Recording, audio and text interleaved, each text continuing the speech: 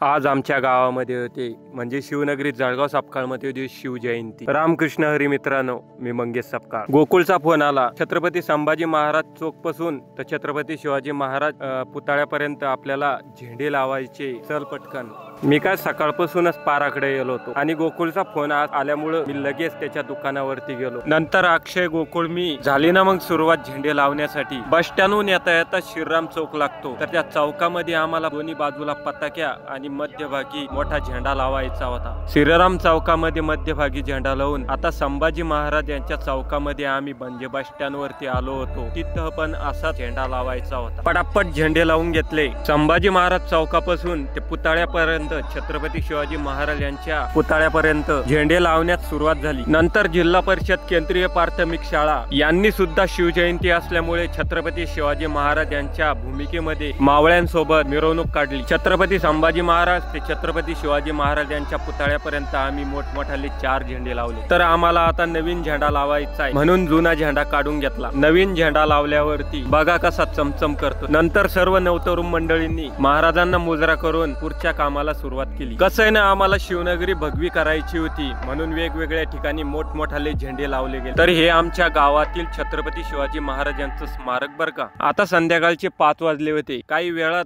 गावातील छत्रपती शिवाजी महाराज यांची मिरवणूक निघणार होती। आमच्या घरी महाराजांचा पुतळा होता म्हणून महाराजांची पण आम्ही घरी पूजा करून घेतली। छत्रपती शिवाजी महाराजांना आपण देव समजतो, पण छत्रपती शिवाजी महाराज हे देव नाहीये, पण देवापेक्षाही कमी नाहीये, हे आपण लक्षात घेतलं पाहिजे। छत्रपती शिवाजी महाराज हे ऊर्जा स्त्रोत आहे, प्रेरणा आहे, ताकद आहे आणि बुद्धी आहे। नंतर झाली ना महाराजांच्या जयंतीला सुरुवात ढोल ताशाच्या आवाजामध्ये। आमचा शिव पण मावळा झाला होता बर का मिरवणुकीमध्ये। नंतर शिवनं पण महाराजांसोबत फोटो काढून घेतला।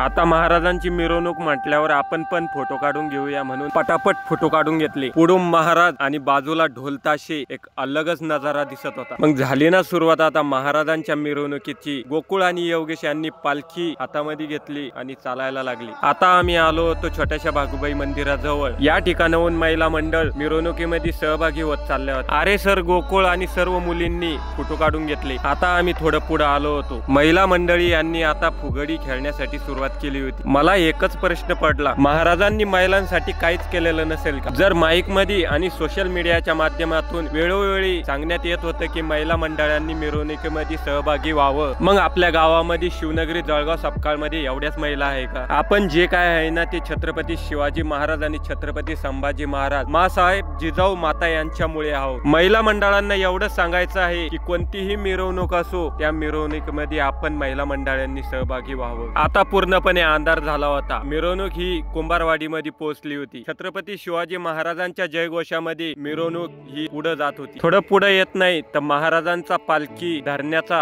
मान आमच्या दोघांना मिळाला। पालखी घेऊन थोडंफार आम्ही पुढे गेलो। दुसऱ्या मानकरीच्या हातामध्ये आम्ही पालखी दिली। नंतर मी आणि शिवने फोटो काढून घेतला। शिव, शिवती, हेमंतदादा, बंडूदादा, सुरेशदादा आणि आदिल दादा यांनी फोटो काढून घेतले। मिरवणुकीमध्ये मंडळी आता वाढतच चालली होती। मुलं असो की गावकरी मंडळी असो, छोट्या छोट्या मुलींना पण खूप मेकअप करेल होता। छत्रपती शिवाजी महाराज की जय घोषामध्ये मुलं आता पुढे चालत होते। काही जण पालखी घेऊन आणि महिला मंडळ पालखीच्या माग माग चालत होते। आपण पण महाराजांचं दर्शन करून घेतलं। आता तर काय पालखी धरण्याचा मान बंडूदादा आणि हेमंतदादा यांनी घेतला। पुढे आलो तो महिला मंडळांची फुगड्या खेळण्याची सुरुवात पुन्हा चालू झाली। जे आहे ते आपण महाराजांमुळे आहोत, मग आपण महाराजांच्या मिरवणुकीमध्ये एवढं करू शकत नाही का? खूप महिलांनी फुगड्या खेळण्याचा आनंद छत्रपती शिवाजी महाराज यांच्या मिरवणुकीमध्ये घेतला। आमच्या गावात मिरवणूक कोणती बी असो, मिरवणुकीला गर्दी अशीच असते बर का शिवनगरी जळगाव सपकाळ मध्ये। आता रात्रीचे 7 वाजले होते। पूर्णपणे अंधार झाला होता। महिला मंडळाच्या फुगड्या खेळणं चालूच होत्या। दुसऱ्या बाजूला भगवा झेंडा घेऊन शिवती फिरवत होती ढोल ताशाच्या आवाजामध्ये।